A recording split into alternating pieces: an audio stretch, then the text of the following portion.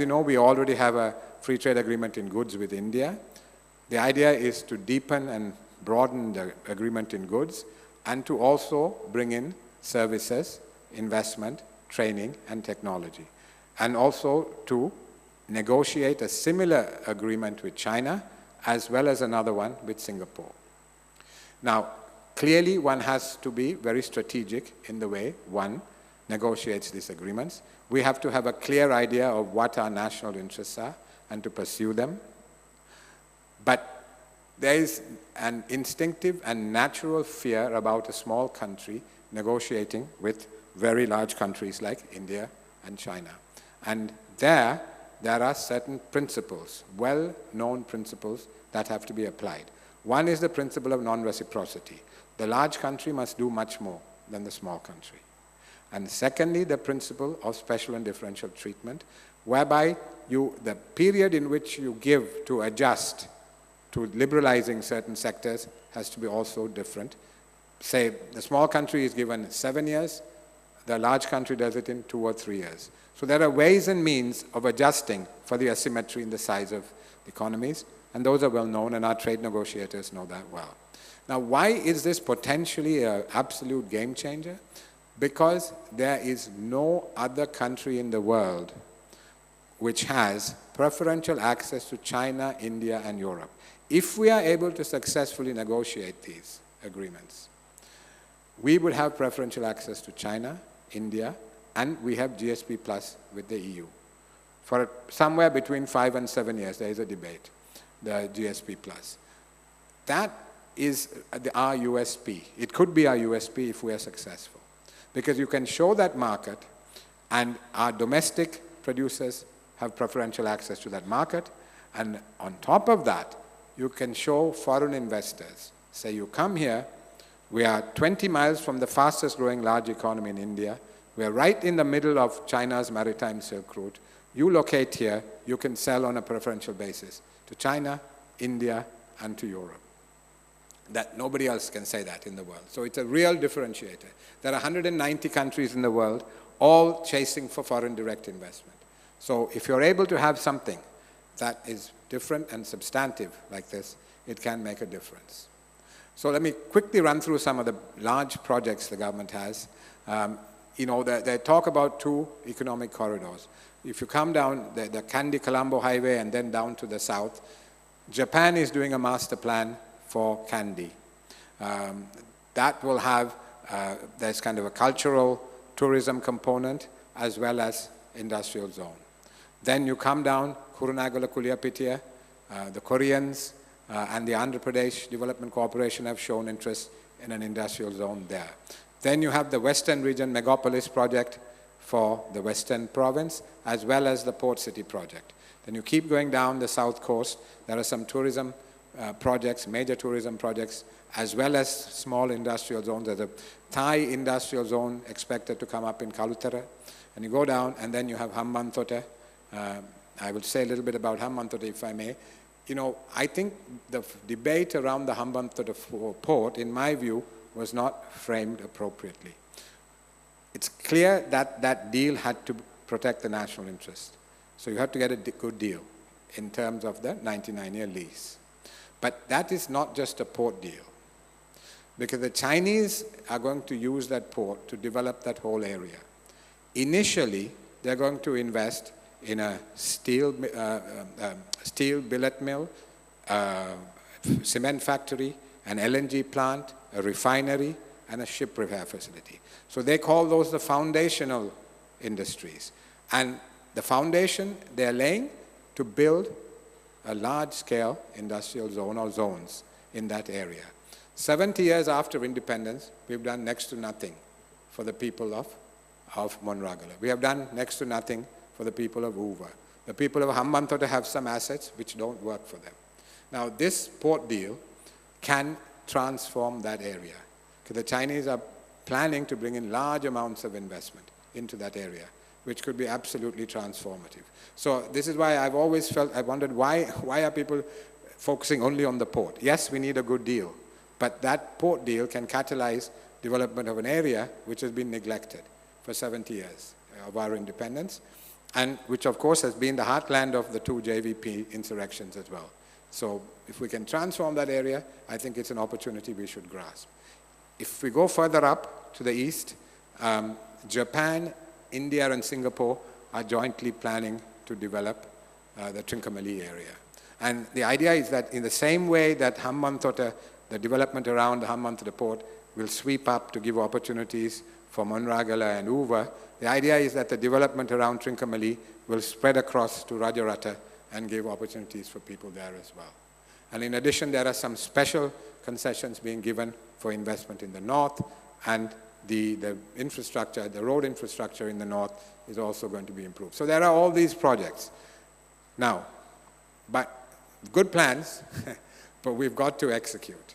When people ask me, what are the three priorities you have in terms of development of Sri Lanka, and I always say implement, implement, and implement.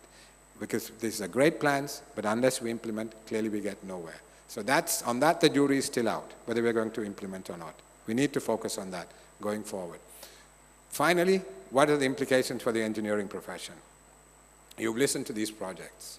There are going to be roads, there are going to be railways, there are going to be real estate, residential and commercial real estate, ports. They're going to develop internal airports for tourism.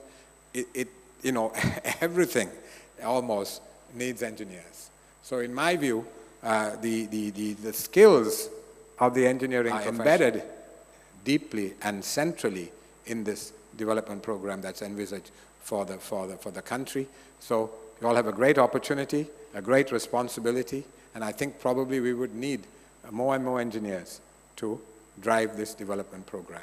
So again, let me wish those of you who have achieved major landmarks today.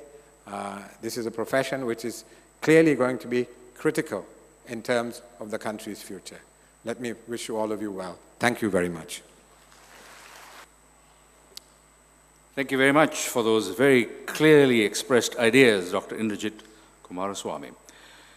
Now, at this juncture, there is the code of ethics that are relevant to those who are to be inducted as chartered engineers. And I would like at this juncture to invite the President IESL to grace this lectern again, and there will be an opportunity extended to those who are the chartered engineers. They will follow along while in a standing position.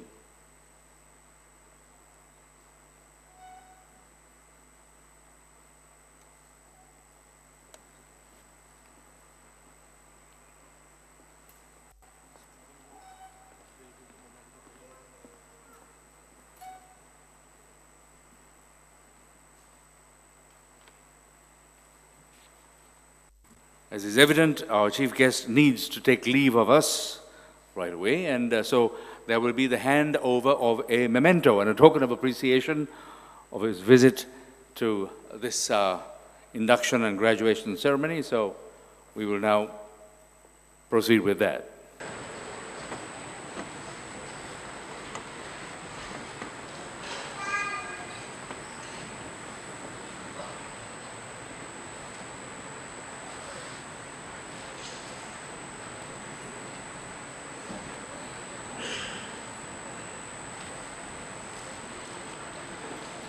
Here we are.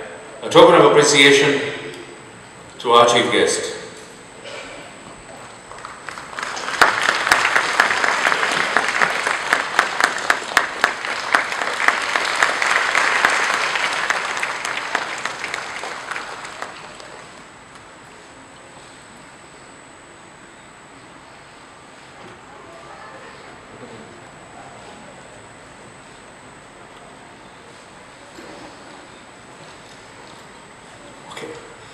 So many thanks to Dr. Kumaraswamy.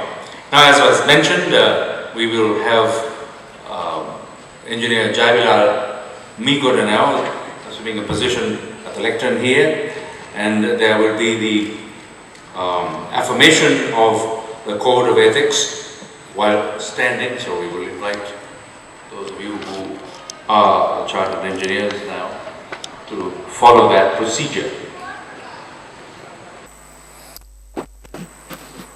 All the chartered engineers has to raise their hands like this and then read the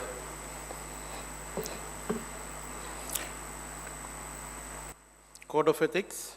I shall hold paramount the safety, health and welfare of the public and proper utilization of the funds and other resources in the performance of my professional duties.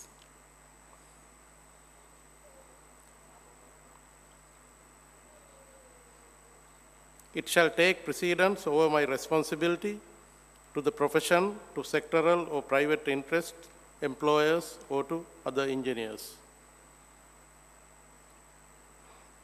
Item 2, I shall always act in such a manner as to uphold and enhance the honor, integrity, and dignity of the profession while safeguarding public interest at all times. Item 3, I shall build my reputation on merit and shall not compete unfairly. Item 4, I shall perform professional services only in the areas of my competence. Item 5, I shall apply my skills and knowledge in the interest of my employer or client, for whom I shall act in professional matters as faithful agents or trustees, so far as they do not conflict with the other requirements and the general public interest. Item 6, I shall give evidence, express opinions, or make statements in an objective and truthful manner. Item 7, I shall continue my professional development throughout my career and shall actively assist and encourage engineers under my direction to advance their knowledge and experience. Item 8, I shall be committed to the need for sustainable management of the planet's resources and seek to minimize adverse environmental impacts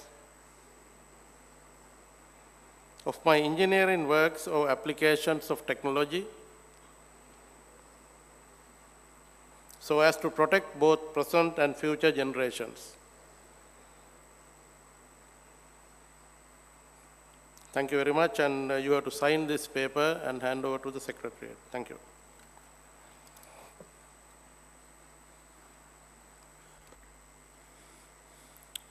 And now we shall have the presentation of certificates to those who have thus been inducted as chartered engineers. And we would like to have our guest of honor preside over that, and he will be accompanied by Engineer Jaivilal Miguda. So the chartered engineers, J.A.A.D. Jayasurya,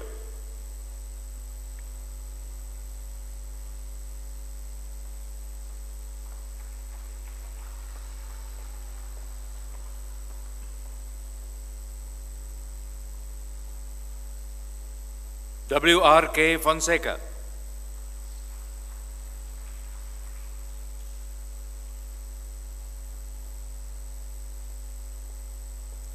Lalit C.K. Lienage,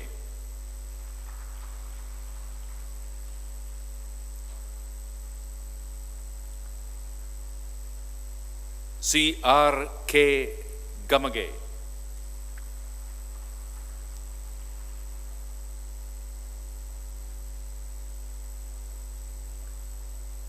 K.K. Bombugalage,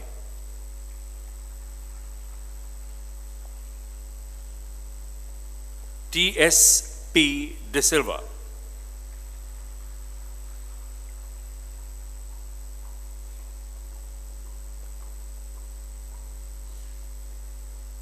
Tirunavakarasu Kohulan.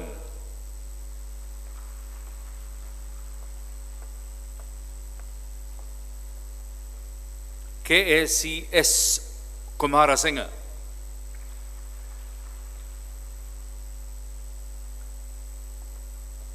WPK Priyadarshana.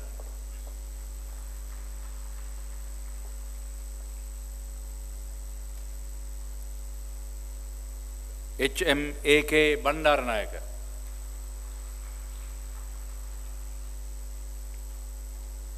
S. Sarangan.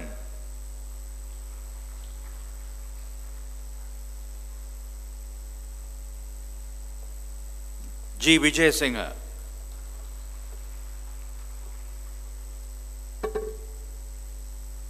WKAA Ajanta.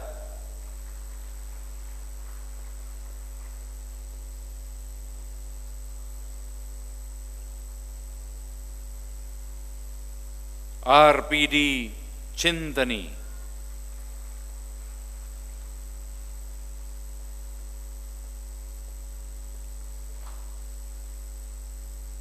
RMSNK Ratnayaka.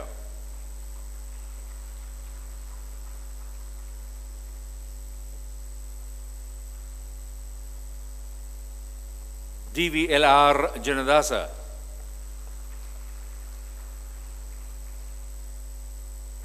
S. Suresh Kumar.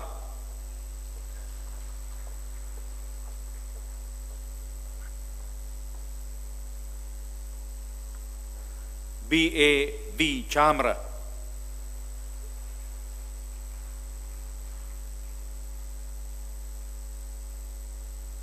H. Muhammad Mujahid.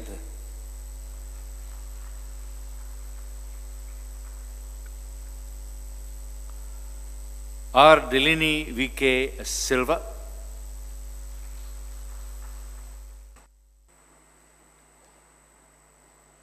Chinta K. Patirana.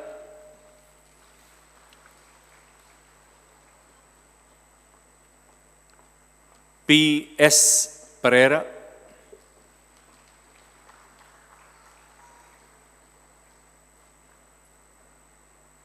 ISN Indigahamaditta.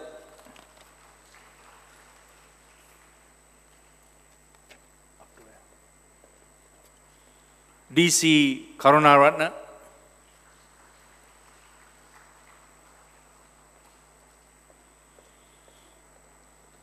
MDK N Matugamage.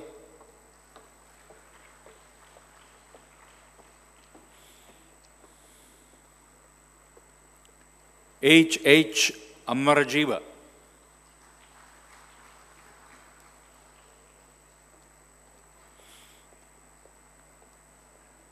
KP Vikramage.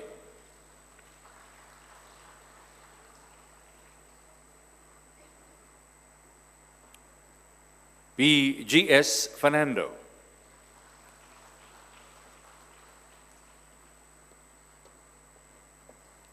SB Cabral.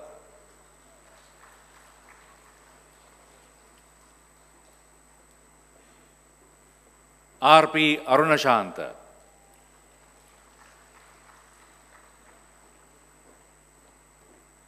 K. Sugandhini.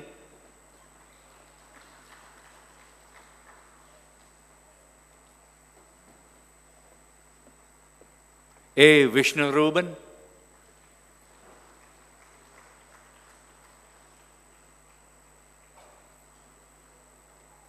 N. DG Samaranayaka.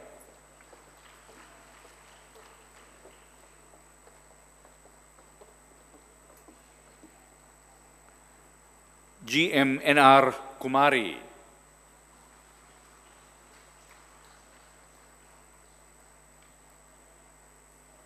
G. Nilanta.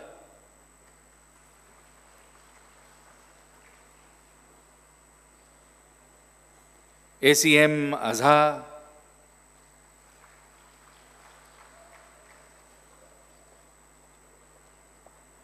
WMP Kumara.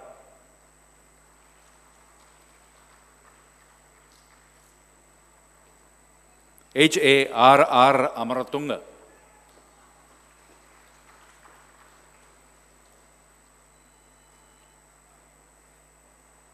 S. Mayuran,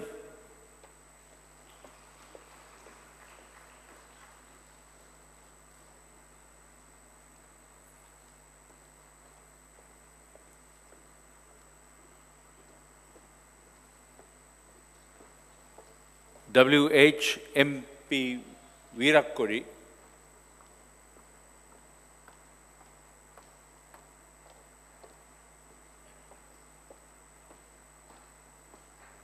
D. M. A. S. Disanayaka will follow.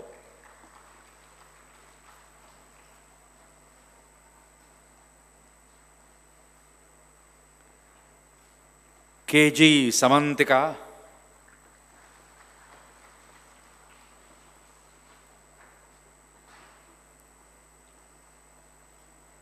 J. S.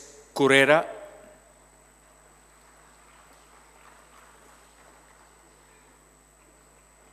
MMG P. R. Veerakon,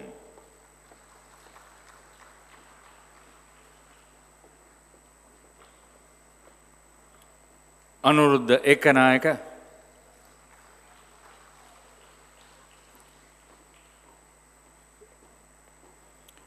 L. P. R. Serimal,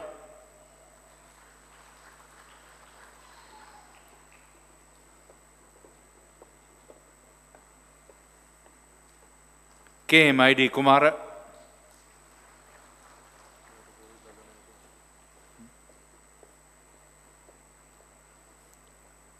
S. W. A. H. P. Samaravikrama,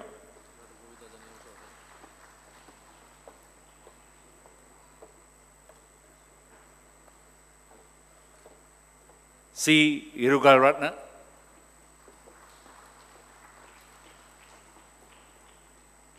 L. D. Vijayaratna,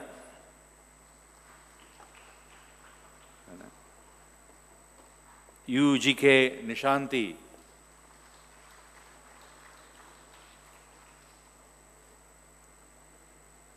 S. Subharan,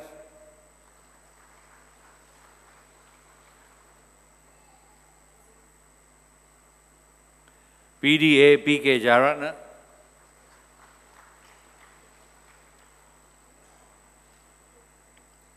D. H. K. N. Senarat,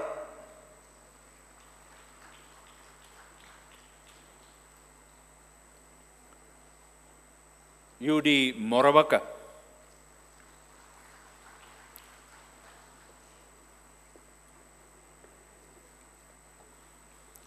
V. Krishnapillai,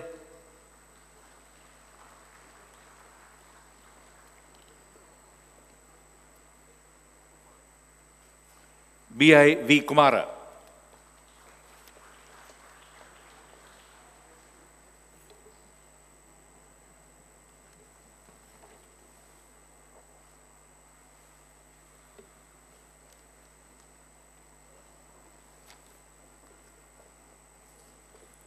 M. J. Aruldasan,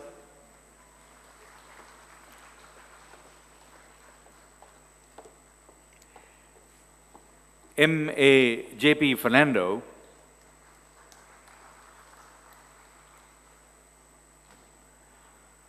then M. N. Marasinga,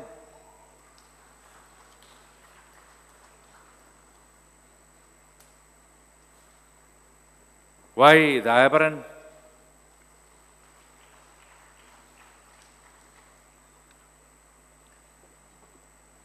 G. K. M. C. Jayesha,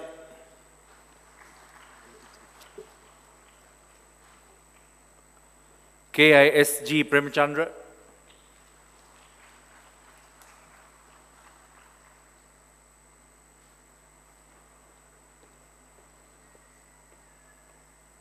M. S. Sohail Hamid,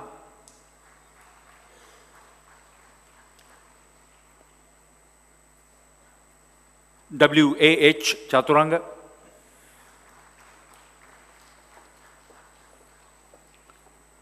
W. Nishanti,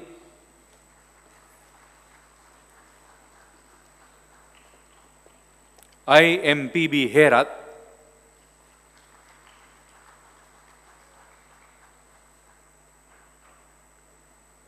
N. Hettiarachi,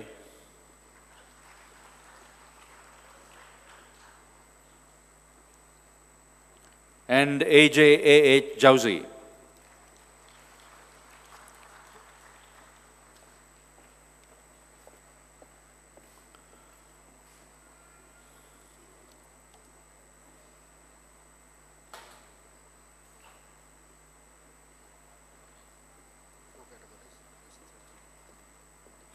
Now, we have paused with the chartered engineers, but we will have Professor remain as we have the presentation of special awards at this juncture, and we shall resume the induction of the chartered engineers later. But right now, the special memorial awards 2016-2017. So we now have the Migara Ratnatunga Trust Awards.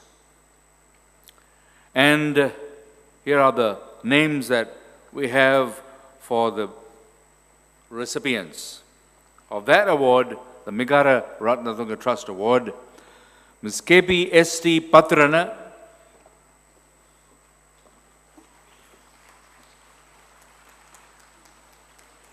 CN Suryarachi,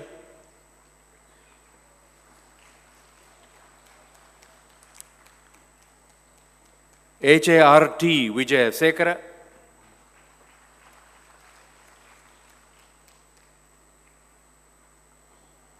TMKB Tennakon,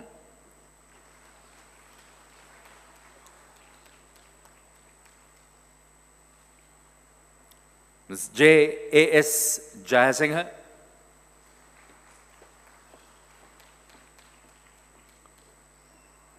WCDC Vidanage,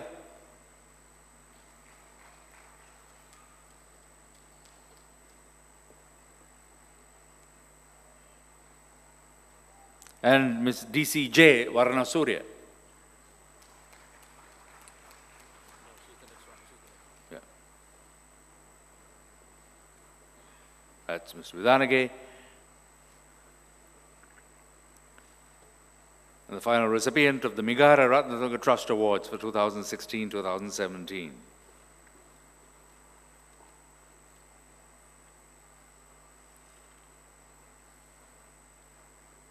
Now we have the Engineer E.W. Karunaratna Award for the year 2016-2017. And that's to MPU Isuranga.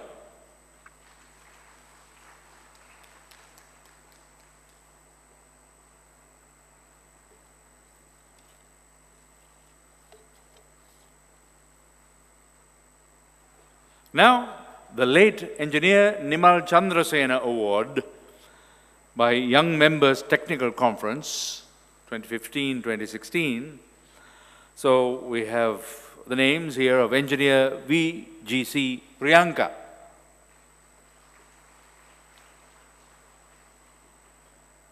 engineer Ms. RARA Ranasinghe,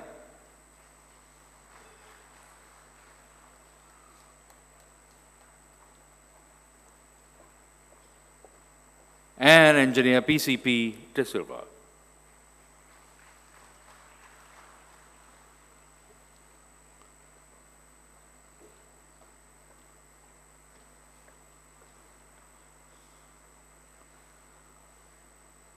Next, the late engineer N.D. Pires Memorial Award for the year 2016. We have the name of engineer U.D. Moravaka.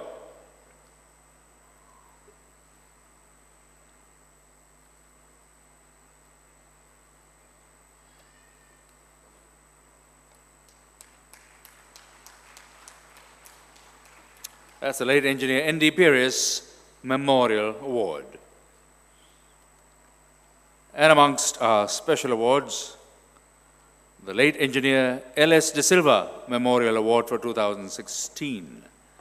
And the recipient thereof, engineer K. Kasinathan.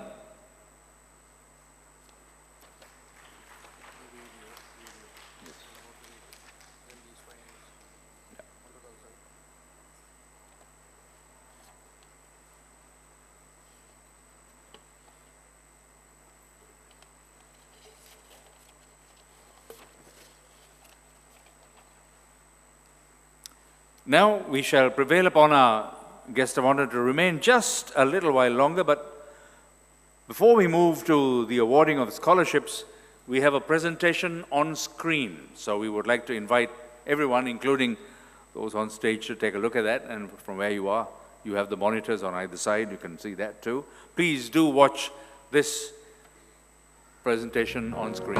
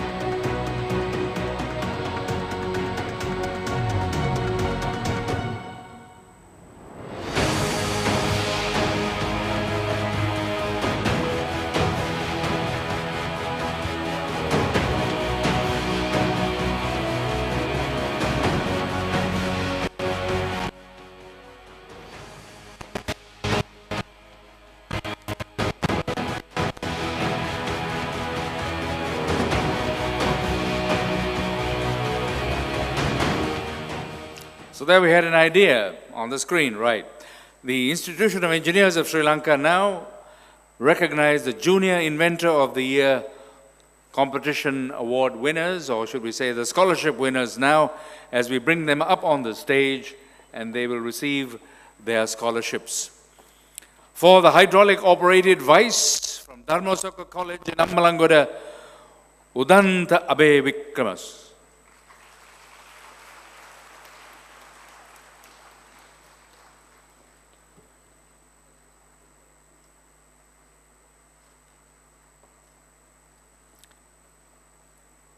For the brick wall construction unit from Mayurapada Madhya Vidyalaya Narammala, we have GKNW Gangodavila.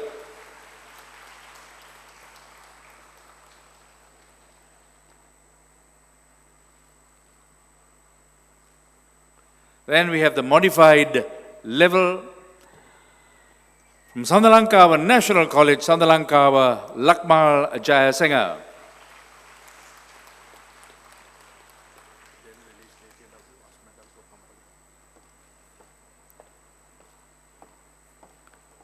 Now we have the advanced vice from Mayurapada Madhya Vidyalaya Narammala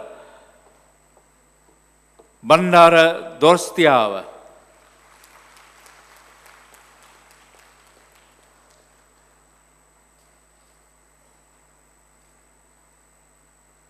And finally, the aquatic waste and plant remover. From Walisinga Harishchandra Mahavidyalaya, Anuradhapura, we have Ravindu Lakshita.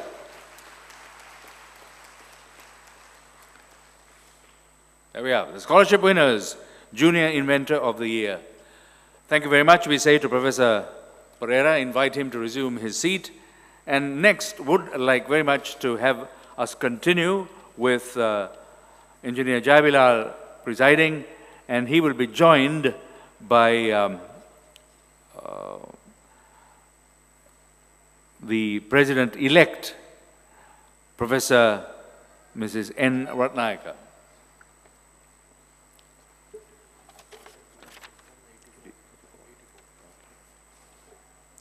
Now we have returned, or are returning, to the handing over or presentation of certificates to those inducted as chartered engineers. And we start off again with K.A.H.J. Dhanapala, E.K.G.C. Kumara,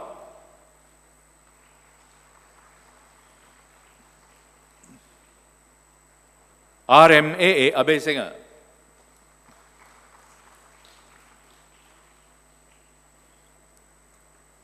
A.D.P.K. Samarsinghe,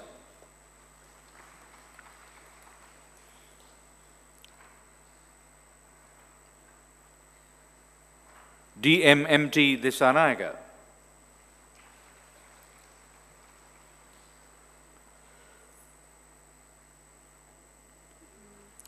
RMSJ Gunasekara,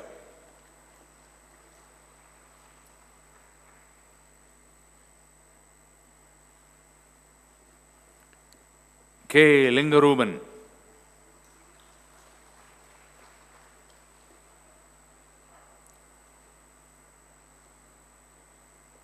K.A.N. Jayanta,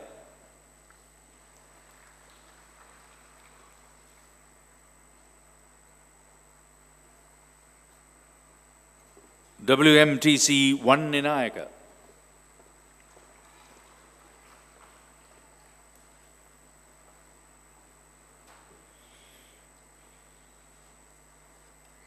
YKA De Silva,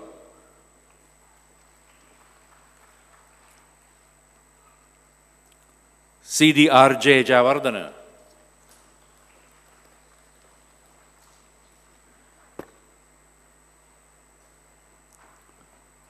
GHPP Ganegoda,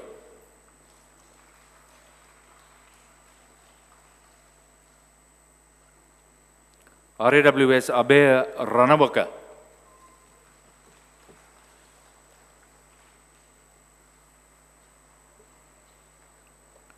NGJP Samaravikrama,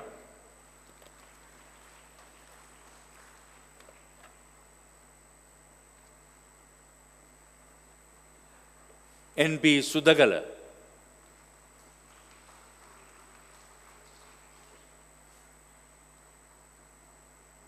MS Dharatna,